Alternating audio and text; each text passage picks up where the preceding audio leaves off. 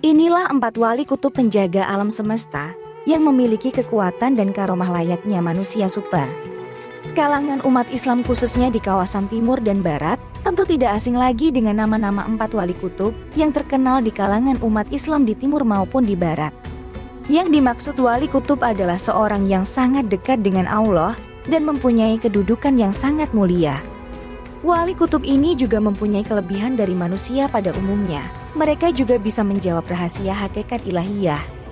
Keempat wali kutub yang dimaksud adalah Syekh Abdul Qadir Jailani, Syekh Ahmad Arifai, Syekh Ahmad Al-Badawi, dan Syekh Abu Hasan Asyazili. Berikut keistimewaan para wali kutub ini. Pertama, Syekh Abdul Qadir Jailani. Beliau adalah seorang ulama fikih.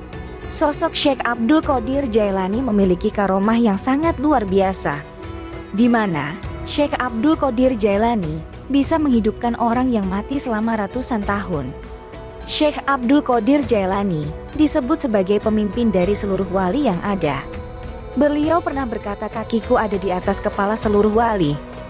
Menurut Abdul Rahman Jami, dalam kitabnya yang berjudul Nafahat Auns, beberapa wali terkemuka di berbagai abad sungguh-sungguh meletakkan kepala mereka di bawah kaki Syekh Abdul Qadir Jailani. Kedua, Syekh Ahmad Arifai. Syekh Ahmad Arifai merupakan sosok ulama sufi berkebangsaan Irak. Pada abad ke-6 Hijriah atau 12 Masehi, Syekh Ahmad Arifai bisa mencium tangan Rasulullah di dalam makamnya. Hal itu dilakukan Syekh Ahmad Arifai saat pergi haji. Ketika itu Syekh Ahmad Arifai berziarah ke makam Nabi Muhammad. Saat itu, tampak tangan dari dalam kubur Nabi bersalaman dengan beliau dan beliau pun terus mencium tangan Rasulullah yang mulia itu. Kejadian itu dapat disaksikan oleh orang ramai yang juga berziarah ke makam Nabi Muhammad tersebut. Salah seorang muridnya berkata, "Ya Sayyidi, Tuan Guru adalah kutub." Jawabnya, "Sucikan olehmu syekhmu daripada kutubiyah." Kata murid, "Tuan Guru adalah gaus." Jawabnya, "Sucikan syekhmu daripada gausiyah." Al-Imam Syaroni mengatakan bahwa yang demikian itu adalah dalil bahwa Syekh Ahmad Al-Rifai telah melampaui makamat dan atwar.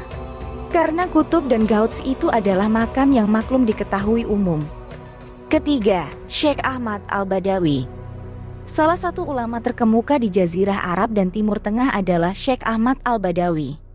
Salah satu karomah yang dimiliki Syekh Ahmad Al-Badawi adalah wajahnya yang bercahaya.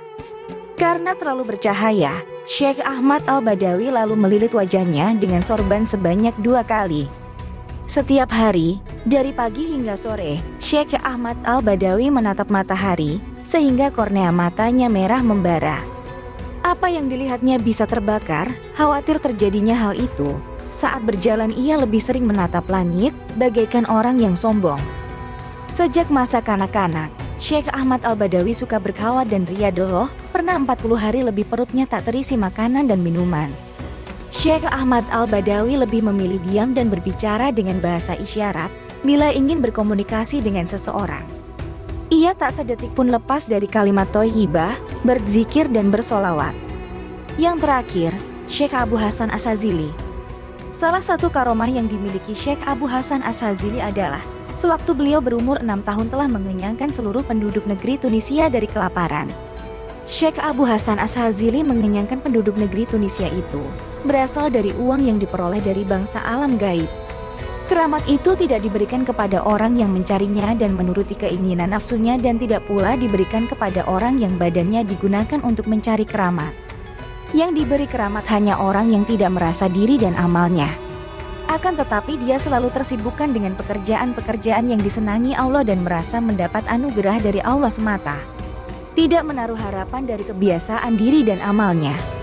Demikian pemaparan singkat tentang 4 wali kutub. Semoga video ini bisa menjadi motivasi kita semua dalam melakukan amal ibadah kepada Allah. Walaupun amal ibadah kita berbeda jauh dari para wali, setidaknya kita dapat mengurangi perbuatan dosa dengan sisa hidup di dunia yang tak seberapa lagi.